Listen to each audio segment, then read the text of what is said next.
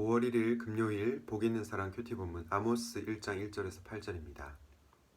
유다 왕 우시아의 시대 곧 이스라엘 왕 요아스의 아들 여로보암의 시대 지신전 2년에 드고와 목자 중 아모스가 이스라엘에 대하여 이상으로 받은 말씀이라. 그가 이르되 여호와께서 시온에서부터 부르짖으시며 예루살렘에서부터 소리를 내시리니 목자의 초장이 마르고 갈멜산 꼭대기가 마르리로다. 여호와께서 이와 같이 말씀하시되 다메섹의 서너 가지 죄로 말미암아 내가 그 벌을 돌이키지 아니하리니 이는 그들이 철 타작기로 타작하듯 길르앗을 압박하였음이라. 내가 하사엘의 집에 불을 보내리니 베나닷의 궁궐들을 사르리라. 내가 다메섹의 빗장을 꺾으며 아웬 골짜기에서 그 주민들을 끊으며 벳 에덴에서 규 잡은 자를 끊으리니 아람 백성이 사로잡혀 길에 이르리라. 여호와께서 말씀하셨느니라. 여호와께서 이와 같이 말씀하시되 가사의 서너 가지 죄로 말미암아 내가 그 벌을 돌이키지 아니하리니 이는 그들이 모든 사로잡은 자를 끌어 에돔에 넘겼음이라. 내가 가사성에 불을 보내리니 그 궁궐들을 사르리라. 내가 또 아스돗에서 그 주민들과 아스글론에서 규를 잡은 자를 끊고 또 손을 돌이켜 에그론을 치리니 블레셋에 남아있는 자가 멸망하리라. 주 여호와께서 말씀하셨느니라. 아멘. 하나님의 파토스에 사로잡힌 자라는 제목으로 말씀을 전하려고 합니다. 오늘은 아모스 말씀이 처음 시작되는데요. 여러분, 아모스 말씀이 쉽지 않은 본문입니다. 그러나 여러분들이 내가 이해하기 쉽고 또 받아들이기 편한 좋은 그런 말씀만 보는 것이 아니라 성경 66권을 골고루 섭취하면서 여러분들의 신앙이 좀 더 자라고 또 여러분의 신앙이 조금 더 견고해지면 좋겠습니다. 오늘 아모스 처음 시간이기 때문에 아모스의 시대적 배경을 간략하게 다루고 오늘 본문으로 들어가 보도록 하겠습니다. 오늘 1장 1절 말씀에 보니까 유다 왕 우시아의 시대 곧 이스라엘 왕 요아스의 아들 여로보암의 시대라고 합니다. 여러분, 여기서 여로보암은 여로보암 2세를 가리킵니다. 그런데 이 여로보암 2세를 열왕기하 말씀에 보시면 어떻게 묘사하고 있냐면 굉장히 악한 왕으로 묘사하고 있습니다. 즉 여로보암 2세, 즉 악한 왕이 다스리던 그 시대에 이 아모스서가 쓰여진 것입니다.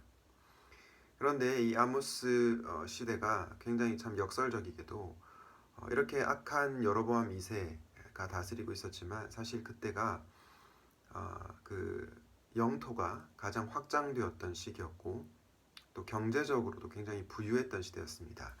아모스 말씀을 쭉 여러분들이 보시면 아시겠지만 상하궁, 겨울궁, 그리고 기름 이런 표현들을 볼 때 당시에 굉장히 부유하고 또 경제적으로도 번창했던 그런 시대라는 것을 우리가 알 수 있습니다. 뿐만 아니라 종교적인 의식 그리고 제사의식 그런 것들이 넘쳐나던 그런 굉장히 경제적으로도 부유했고 또 종교적으로도 굉장히 번창했던 그런 시대였음을 우리가 알 수 있습니다. 그런데 이 아모스 시대에 우상 숭배가 횡행했고 또 부자와 권력자들이 가난한 자들을 억압하는 그러한 굉장히 타락한 시대이기도 합니다. 이런 시대 가운데 하나님께서 아모스를 부르시고 또 아모스를 통해서 주변 나라들과 북이스라엘에 대한 심판의 메시지를 전하게 하십니다. 그 내용을 오늘부터 차례대로 한번 살펴보려고 하는데요. 여러분, 아모스는 어떤 사람입니까? 그리고 그가 어떤 위치에 있었지만 또 하나님의 부르심에 반응할 수 있었는지 그 부분을 오늘 본문을 통해서 묵상해 보려고 합니다. 오늘 1장 1절에 보면 아모스를 가리켜 드고아의 목자라고 얘기하는데요. 이 목자라는 단어를 보고 어떤 분들은 아모스가 굉장히 가난한 자였을 것이다. 목자가 뭐 돈이 있었겠어? 이렇게 생각할 수도 있을 것 같습니다. 그런데 이 1장 1절의 목자라고 번역된 단어의 용례를 살펴보면 이 목자는 그냥 단순히 양 몇 마리를 치던 그런 목자를 가리키는 그 단어가 아니라는 것을 알 수 있습니다. 여기서 사용된 목자는 수많은 양을 또 치고 또 그 목장 하나를 경영하는, 네, 큰, 네, 목장을 경영하는 그런 부유한 목자였음을 알 수가 있습니다. 이외에 또 이 아모스를 가리켜 뽕나무를 재배하는 자라고 하는데요. 이것을 통해서도 우리는 아모스가 부유한 사업가였음을 알 수 있습니다. 다시 한번 말하지만 이 아모스가 가난한 자라기보다는 굉장히 넉넉하고 또 부유한 그런 형편에 있었던 자였음을 우리가 알 수 있습니다. 그런데 이 아모스를 하나님께서 부르십니다. 그리고 말씀드린 것처럼 주변 나라들과 그리고 북이스라엘의 심판의 메시지를 전하게 하십니다. 여러분, 과연 이 부르심이 인간적으로 쉬운 부르심이었을까요? 결코 그렇지 않았을 거라고 생각합니다. 왜냐하면 네, 모두가 다 마찬가지겠지만 싫은 소리를 하는 사람을 또 좋아하는 사람이 어디 있겠습니까? 나의 죄에 대해서 지적할 때, 그리고 나의 불편한 지점에 대해서 지적할 때 누가 그 말을 듣기 좋아하겠습니까? 그런데 하나님께서 아모스를 시켜서 이 주변 나라들과 북이스라엘에게 심판의 메시지를 전하게 하는 것입니다. 그래서 이 아모스의 부르심은 어떻게 보면 인간적으로 봤을 때 굉장히 고통스러운 부르심이었고 또 시대적인 어떤 왕따가 되는 그런 부르심이었던 것입니다. 그럼에도 불구하고 아모스가 어떻게 이 하나님의 부르심에 순종할 수 있었는지 오늘 본문을 통해서 두 가지로 한번 생각해 보려고 합니다. 아모스가 이렇게 하나님 부르심에 순종할 수 있었던 첫 번째 이유는 그가 하나님의 말씀에 사로잡혔기 때문입니다. 오늘 1장 1절 말씀에 보면요. 아모스가 이스라엘에 대하여 이상으로 받은 말씀이라 라고 얘기합니다. 여러분, 아모스가 이 심판의 메시지를 전한 것은 그가 자신의 생각을 전한 것이 아니었습니다. 그가 개인적으로 어떤 정의감이 불타서 이 죄악을 보지 못해서 이 불의에 대한 저항 정신이 투철해서 이 심판의 메시지를 전한 것이 아니고 그가 하나님으로부터 말씀을 받았기 때문입니다. 1장 1절에서 나온 것처럼 이상으로 받은 말씀이 있었기 때문에 담대하게 이 말씀을 증거할 수 있었던 것입니다. 이후의 본문 말씀을 통해서도 그것을 잘 알 수 있는데요. 1장 3절에 보니까 여호와께서 이와 같이 말씀하시되 다메섹의 서너 가지 죄로 말미암아 이렇게 얘기하면서 하나님께서 이와 같이 말씀하셨다라고 얘기합니다. 그리고 6절 말씀을 보아서도 알 수 있는데요. 여호와께서 이와 같이 말씀하시되 가사의 서너 가지 죄로 말미암아. 이번에도 여호와의 말씀 때문에 아모스가 이 심판의 메시지를 전하고 있는 것이죠. 마지막으로 1장 8절에 주 여호와께서 말씀하셨느니라. 멸망을 선포하고 있는데 바로 하나님께서 말씀하셨기 때문에 아모스가 그 말씀을 있는 그대로 전하고 있는 것입니다. 저는 오늘 본문 말씀을 묵상하는 가운데 저와 여러분도 정말로 이 하나님의 말씀에 사로잡힌 사람들이 되면 좋겠다라는 생각이 들었습니다. 돈에 사로잡힌 자들, 성공에 사로잡힌 자들, 그리고 인기에 사로잡힌 자들이 되는 것이 아니라 정말로 하나님의 말씀에 사로잡힌 자들이 되면 좋겠다. 그런 생각이 들었습니다. 여러분들은 젊은 청년의 시절에 정말로 이 하나님의 말씀에 사로잡혀 본 경험이 있습니까? 만약 그렇지 못하다면 오늘 이 큐티 본문 말씀을 통해서 정말 여러분들이 하나님의 말씀에 한번 사로잡혀 보면 좋겠습니다. 그 말씀에 사로잡혀서 그 어떤 고난의 부르심이라고 하더라도 하나님 말씀 앞에 겸손하게 순종할 수 있으면 좋겠습니다. 그런 소망을 가지고 오늘 본문을 볼 수 있으면 좋겠습니다. 아모스가 이 하나님의 부르심에 순종할 수 있었던 두 번째 이유는 무엇입니까? 저는 오늘 본문의 제목처럼 그가 하나님의 파토스에 사로잡혔기 때문입니다.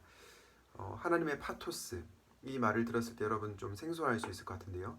파토스가 무엇입니까? 파토스라고 하는 것은 열정, 감정, 충동, 그리고 어떤 이 속에서 끓어오르는 그런 감정들을 다 이렇게 농축한 단어라고 보시면 되겠습니다.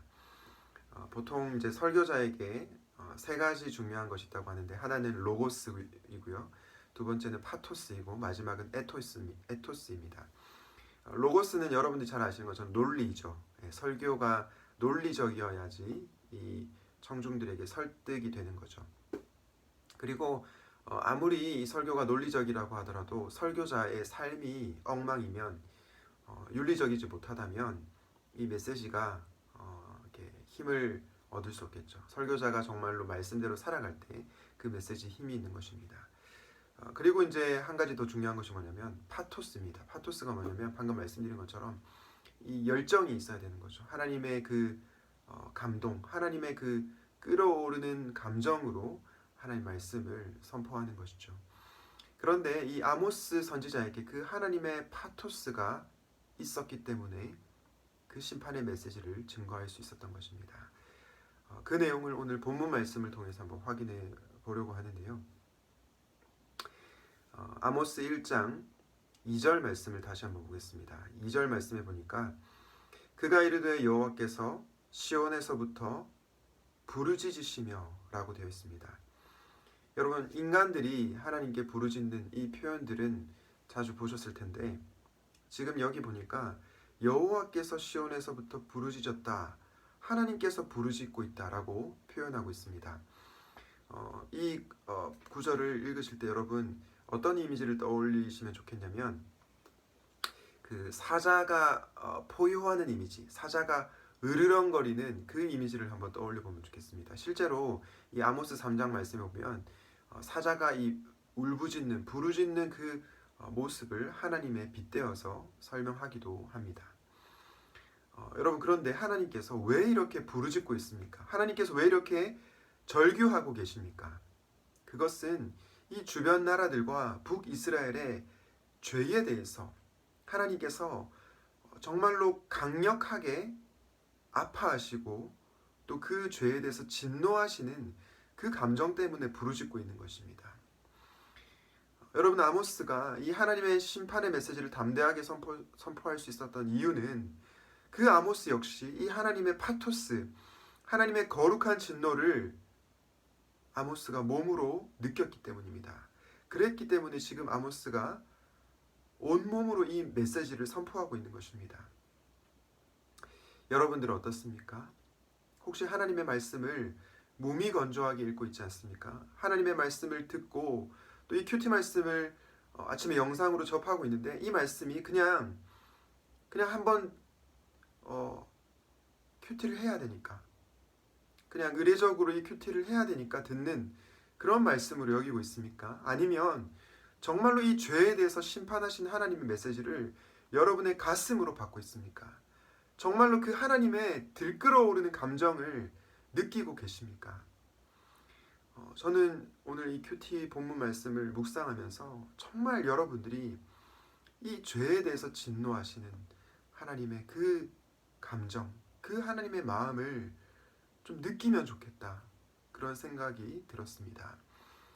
왜냐하면 그래야 우리의 삶에 변화가 일어나기 때문입니다. 그 하나님의 파토스가 느껴져야 우리도 아모스처럼 정말로 그 하나님 부르심에 순종할 수 있기 때문입니다. 주 안에서 사랑하는 여러분, 여러분들은 하나님의 말씀을 받을 때 감동이 있으십니까? 그 말씀에 사로잡혀 살아가고 계십니까? 하나님의 그 파토스에 사로잡혀서 살아가고 계십니까?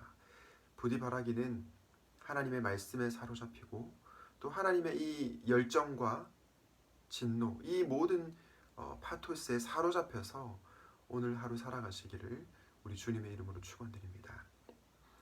오늘 말씀을 기억하면서 함께 기도하겠습니다.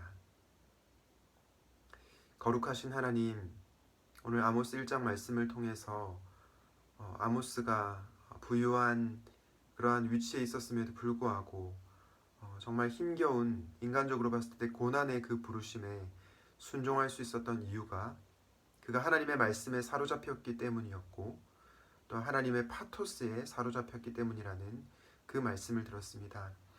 하나님, 우리가 얼마나 하나님의 말씀에 사로잡혀 살고 있는지요, 얼마나 하나님의 말씀에 갈급해하고 있습니까?